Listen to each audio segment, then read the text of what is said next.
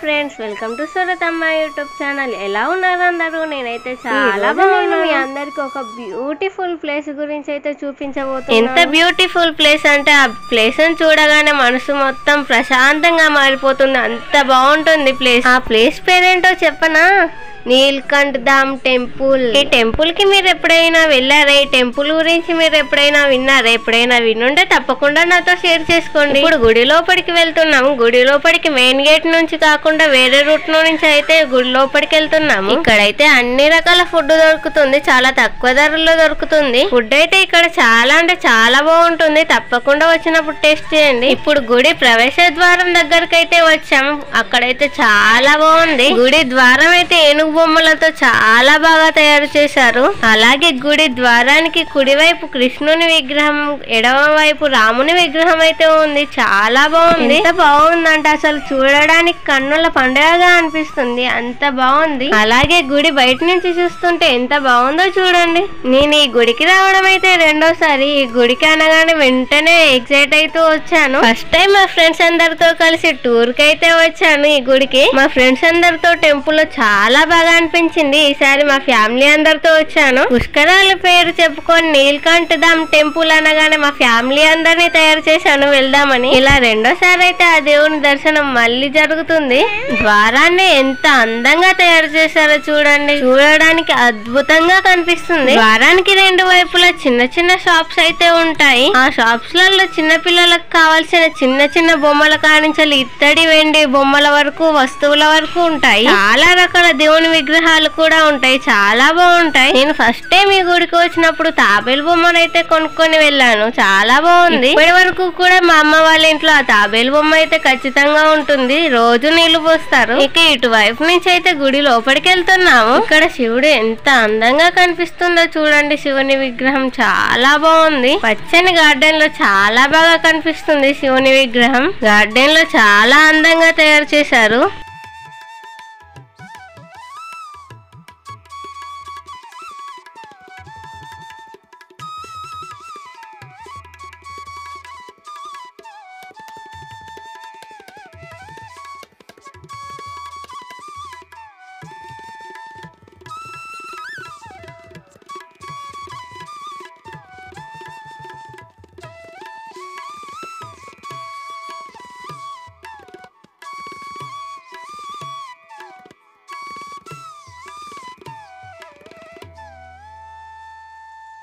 ఇప్పుడు గుడి లోపలికైతే వెళ్తున్నాం. గుడి లోపలికి వెళ్తుండగా ఇక్కడ నటరాజుని విగ్రహం అయితే ఉంది. చాలా బాగుంది విగ్రహం. శివుడు నాట్యం చేస్తున్నట్టు ఎంత బాగా కనిపిస్తుందో విగ్రహం అయితే. ఇక గుడి లోపలికైతే వెళ్ళబోతున్నాం. ఇక్కడ చెప్పులందరూ ఇడుస్తున్నారు. ఇక్కడ చెప్పులు ఇడిసి గుడి లోపలికైతే వెళ్తున్నాం. ఇక్కడ ఈ ద్వారం పేరు అయితే సహజానంద్ ద్వారం. అంటే ఈ ద్వారాన్ని ఆ పేరుతో పిలుస్తారు. అందరం చెప్పులు ఇడిచాం. మిట్ట మధ్యాహ్నం బరబ్బర్ ఎండగొడుతుంది. కాళ్ళు అయితే సుర్ర సుర్ర కాలుతున్నాయి. అందరం రన్నింగ్ పోటీ పెట్టినట్టుగా తొందరగా ఉరికేస్తున్నాం. ఇక్కడ ముందుగా స్వామినారాయణ మందిరం ఉంది. ఆ స్వామినారాయణ మందిరం అయితే దర్శించుకోవడానికి వెళ్ళాం. ఇక్కడ వీళ్ళిద్దరైతే స్వామినారాయణని ఎల్లప్పుడూ స్మరించుకుంటూ ఇక్కడే ఉంటారంట. ఇలా రోజు స్వామినారాయణని భజన అయితే చేసుకుంటూ ఉంటారంట.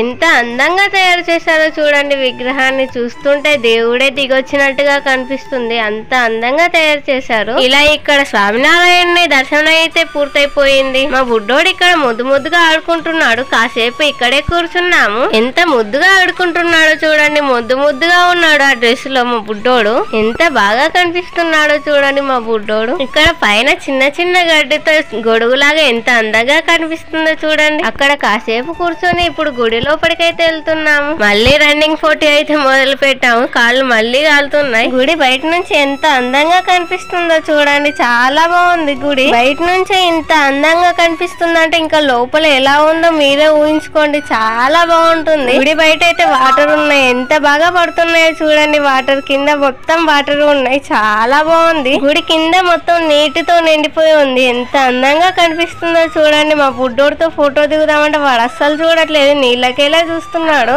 ఇంత అందంగా కనిపిస్తున్న నీటిలో కొంతమంది వేస్ట్ కవర్లు అయితే వేస్తున్నారు. ప్లీజ్ వేయకండి. చూడడానికి చాలా బ్యూటిఫుల్ గా కనిపిస్తుంది కదా. నాకైతే గుడి చాలా అంటే చాలా బాగా నచ్చింది. రోజు మొత్తం ఇక్కడే ఉండి ఇక్కడే గడపాలని అనిపిస్తుంది. ఇక్కడ కొంతమంది గడపాలని అనుకుంటారు.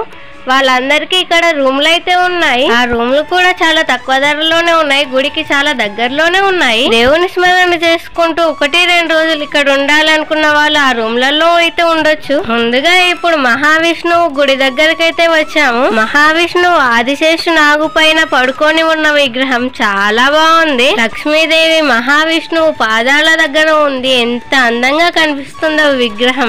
తొందరగా వెళ్లి విగ్రహాన్ని ఎప్పుడు చూసేద్దామా అనిపిస్తుంది కదా. తొందరగా వెళ్లి విగ్రహం అయితే చూద్దాం పదండి. చూడండి ఎంత అందంగా కనిపిస్తుందో విగ్రహం. చూడడానికి 2 కళ్ళు సరిపోవు, అంత అందంగా కనిపిస్తుంది విగ్రహం అయితే. మా బుడ్డోని గల్లపెట్టలో పైసలేరా అంటే అలాగే పట్టుకొని చూస్తూ ఉన్నాడు. లోపటైతే గుడంతా చాలా అందంగా కనిపిస్తుంది. గుడి గోపురం, స్తంభాలు అన్ని కూడా చాలా అంటే చాలా బాగా తయారు చేశారు. ఇక్కడ గుళ్ళో మహావిష్ణువు దర్శనం అయితే పూర్తి చేసుకొని ఇక్కడ కాసేపు అయితే కూర్చున్నాం. ఈ గుళ్ళో దర్శనం అయితే పూర్తి చేసుకున్నాం. గుడి వెనుక వైపు శివలింగం అయితే ఉంది. ఆ శివలింగ దర్శనం అయితే పూర్తి చేసుకోవడానికి వెళ్తున్నాము. నీటిలో పడవ కూడా ఉంది. పడవ ఎంత అందంగా కనిపిస్తుందో చూడండి. ఆ పడవలో వెనుక సింహాసనం కూడా ఉంది. ఎంత బాగా కనిపిస్తుందో పడవ అయితే. ఇప్పుడు ఇటు నుండి అయితే శివలింగాన్ని దర్శించుకోవడానికి వెళ్తున్నాం. జాలేసింది. బయట నుండి శివలింగ దర్శనం పూర్తి చేసుకొని మళ్ళీ బయటకి అయితే వెళ్తున్నాం. ఇక్కడ చిన్న గుళ్ళు అయితే ఉన్నాయి. ఆ గుడ్లలో మహావిష్ణువు యొక్క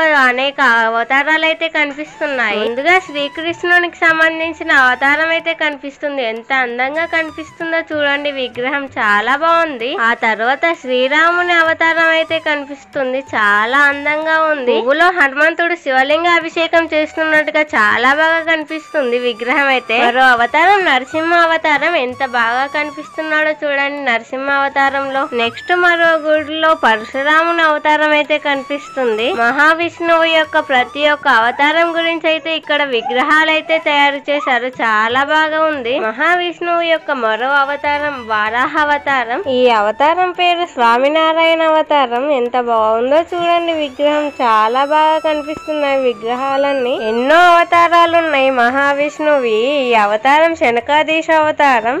ఈ అవతారం పేరు యజ్ఞ స్వరూప అవతారం. ఇక మరో అవతారం హంసావతారం.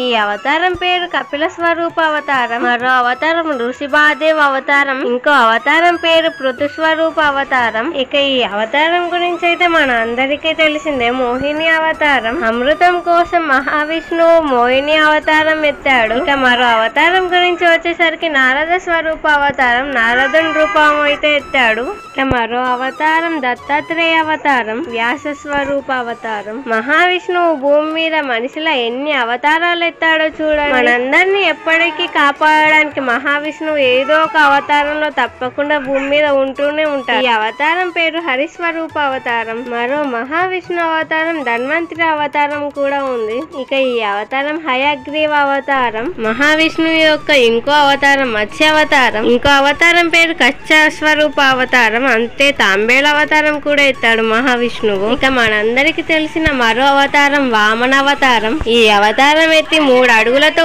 ఈ 3 లోకాలనే ఏలేస్తున్నాడు మహావిష్ణువు. ఇక మరో అవతారం శాంత స్వరూపమైన బుద్ధ అవతారం. ఇక ఆఖరిగా కలియుగంలో ఎత్తనున్న అవతారం కల్కి అవతారం. ఈ అవతారం ఎప్పుడు ఎత్తుతాడో మహావిష్ణువు. ఇలా మహావిష్ణువు ఎన్ని అవతారాలు ఎత్తాడో లెక్కలేనన్ని అవతారాలు అయితే ఉన్నాయి మహావిష్ణువు. ఇక అవతారాలన్నీ దర్శించుకొని ఇక్కడ గణపతి దగ్గరికి అయితే వచ్చాము. సిద్ధి బుద్ధితో గణపతి విగ్రహం చాలా బాగుంది.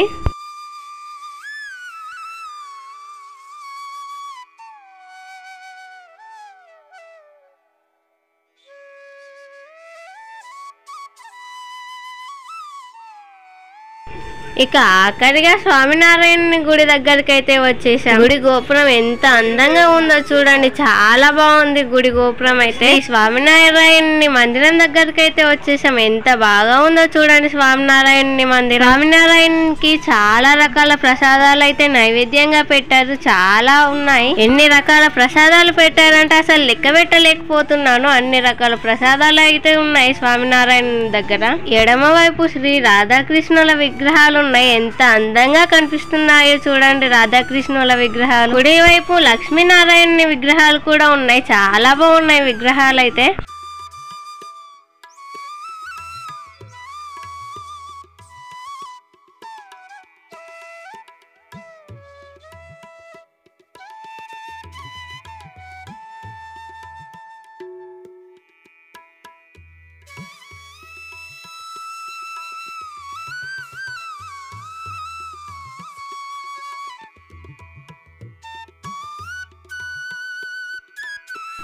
శ్రీకృష్ణుని ఉయ్యాలూపుతున్నాం. ఎంత బాగుందో చూడండి శ్రీకృష్ణుని విగ్రహం. చూడడానికే కన్నుల పండుగగా అనిపిస్తుంది. ఎంత అందంగా ఉందో చూడండి విగ్రహం అయితే. మా బుడ్డోడైతే అటువైపు చూస్తూనే ఉన్నాడు. శ్రీకృష్ణునికి కుడివైపు భక్తి దేవత అయితే ఉంది. అలాగే శ్రీకృష్ణుని ఎడమ వైపు ధర్మదేవుడైతే ఉన్నాడు. ఇక్కడ శ్రీకృష్ణుని దర్శనం అయితే పూర్తి చేసుకున్నాం. పైనుండి గుడంతా చూస్తుంటే ఎంత అందంగా కనిపిస్తుందో చూడండి. చూడడానికి ఎంత బాగుందో. పుష్కరాల వీడియోకి టెంపుల్ వీడియోకి అయితే చాలా గ్యాప్ వచ్చింది. కొన్ని హెల్త్ ప్రాబ్లమ్స్ వల్ల వీడియోలు అయితే పెట్టడం కొన్ని రోజులు ఆపేశాను. ఈ రోజు నుంచి అయితే రెగ్యులర్ గా వీడియో పెట్టడానికి తప్పకుండా ట్రై చేస్తూ ఉంటాను. నా వీడియో ఎప్పుడు పెట్టినా రెగ్యులర్ గా మిస్ అవ్వకుండా చూస్తున్న ప్రతి ఒక్కరికి కూడా థ్యాంక్ యూ సో మచ్. ఇక్కడ హనుమంతుని దర్శనం అయితే పూర్తి చేసుకుని హనుమంతునికి నూనె అయితే పోసాం. ఇలా నీలకంఠధామ్ టెంపుల్ పూర్తిగా దర్శించుకున్నాం. మా దర్శనం అయితే చాలా అంటే చాలా బాగా జరిగింది. ఇక్కడైతే నాకు చాలా బాగా అనిపిస్తుంది. ప్రతి ఒక్క దేవుని విగ్రహం ఎంత బాగుందో. గుడి అయితే చాలా అంటే చాలా బాగుంది. ఒకవేళ మీరు అటువైపు వెళ్ళుంటే తప్పకుండా ఆ గుడికి అయితే వెళ్ళి కాసేపు అయితే అక్కడ ఉండండి. మీకైతే చాలా ప్రశాంతంగా అనిపిస్తుంది. నాకైతే ఈ గుడి చాలా అంటే చాలా బాగా నచ్చింది. ఇక ఇంతటితో మా దర్శనం అయితే పూర్తయిపోయింది. అలాగే నా వీడియో కూడా పూర్తయిపోయింది. ఈ వీడియో మీ అందరికీ నచ్చుతుంది అనుకుంటున్నాను. మీ అందరికీ ఈ వీడియో కనుక నచ్చుంటే తప్పకుండా నా వీడియోకి ఒక లైక్ చేయండి. మీకు తెలిసిన వాళ్ళందరికీ షేర్ చేయండి. మర్చిపోకుండా నా ఛానల్ ని సబ్స్క్రైబ్ అయితే చేసుకోండి. మీ అందరికీ టెంపుల్ ఎలా అనిపించింది, నా వీడియో ఎలా అనిపించింది తప్పకుండా కామెంట్ లో అయితే తెలియజేయండి. నెక్స్ట్ ఇండియాలోనే పెద్దదైన Statue of Unity Sardar Vallabhbhai Patel video అయితే మీకు చూపించబోతున్నాను. అంతవరకు నా వీడియోలు చూస్తూనే ఉండండి. బాయ్ అందరికి.